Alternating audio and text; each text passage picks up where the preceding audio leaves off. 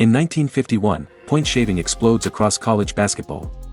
32 players, including Sherman White, who averages over 27 points per game, take bribes to fix results. The scandal rocks the NCAA, but the NBA panics too. Several drafted players are implicated, and the league bans them outright. At a time when average attendance hovers just above 2,500 per game, the NBA fears public backlash could destroy the league before it grows. So they sweep connections to the pro game under the rug, pretending it's just a college problem. By the early 1980s, another threat surfaces: cocaine.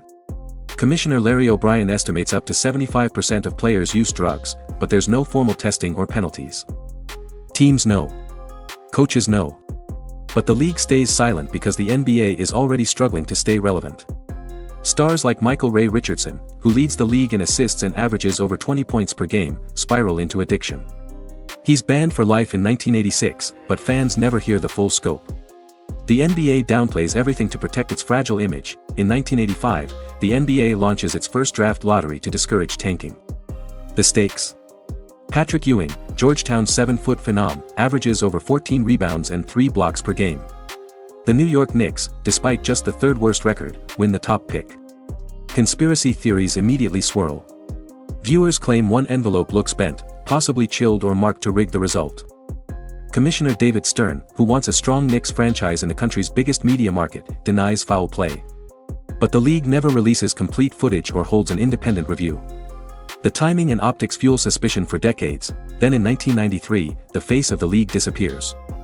Michael Jordan, at the height of his dominance, retires unexpectedly at age 30, just weeks after reports surface of his gambling losses totaling over $1.25 million. He's seen betting with convicted gamblers and visiting Atlantic City the night before Game 2 of the Eastern Conference Finals. The NBA launches an internal investigation but doesn't release its findings. Jordan steps away for personal reasons. Returns 17 months later, and picks up where he left off. No suspension, no official penalty. To many, the league quietly protects its most valuable asset. In 2002, the NBA rewrites playoff history.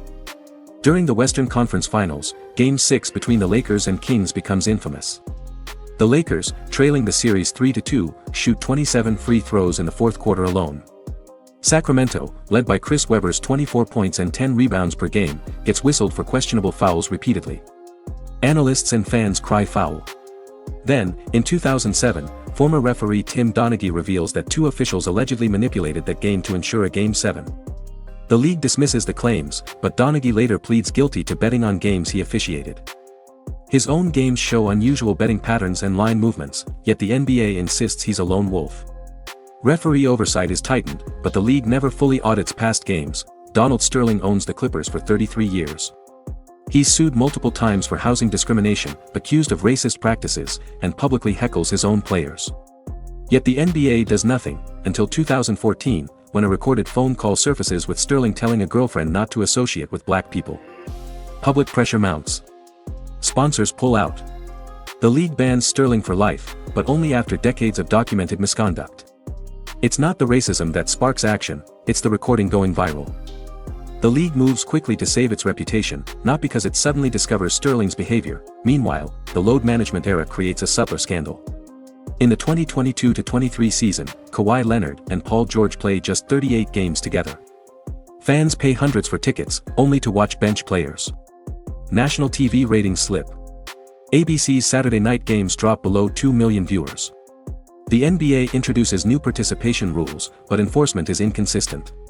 Because when healthy stars sit, the league loses money, but when they play and get injured, it loses even more. So franchises manipulate the system while pretending to follow it. In 2020, the NBA champions social justice. Painting Black Lives Matter on courts during the bubble season. But when Daryl Morey, GM of the Rockets, tweets support for Hong Kong protesters, China immediately suspends NBA broadcasts. The league scrambles. It distances itself from Morey and issues vague statements about understanding both sides. Why? Because China brings in nearly $1.5 billion annually through broadcasting rights and merchandise. The league preaches activism domestically, but when profits are on the line abroad, it censors itself. The hypocrisy draws backlash, but the NBA stays vague, hoping the issue fades. Even recent rule changes hide deeper motives. The introduction of the in-season tournament in 2023 boosts early season TV ratings. But the real reason is revenue. With ratings stagnating and player interest in the regular season dipping, the league needs to create artificial stakes to re-engage fans and broadcasters. Players buy in for the prize money, but fans remain divided. The league calls it innovation.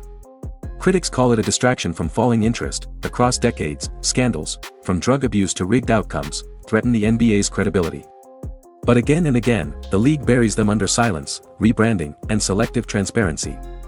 Because in a billion-dollar business, perception isn't just important, it's everything. If you enjoyed this, I'm going to be posting a lot here. I would greatly appreciate it if you could subscribe. Thanks for watching.